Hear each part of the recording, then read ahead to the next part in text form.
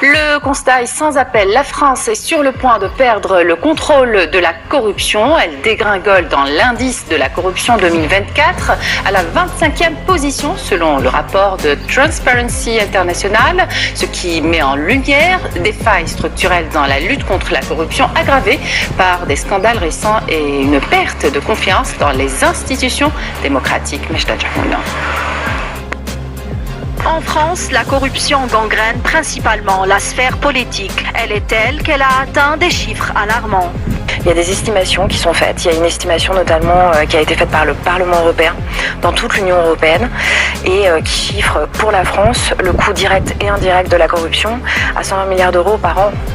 Uniquement en France. L'Hexagone a d'ailleurs dégringolé de 5 places dans l'indice de perception de la corruption IPC 2024, publié par Transparency International en février 2025.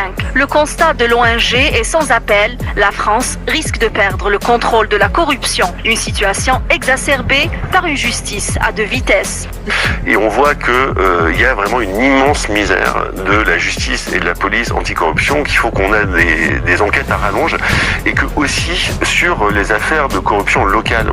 Qu'elles soient locales ou nationales, les affaires de corruption au milieu politique sont légion. Elles ont même tendance à proliférer en raison de l'impunité. Constellation comme ça d'affaires qui se ressemblent, de financement illégal d'activités politiques, d'enrichissement personnel éventuellement.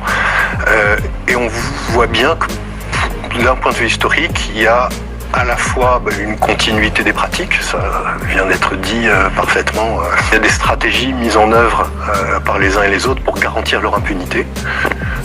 Et ces stratégies-là ne fonctionnent plus ou plus comme avant.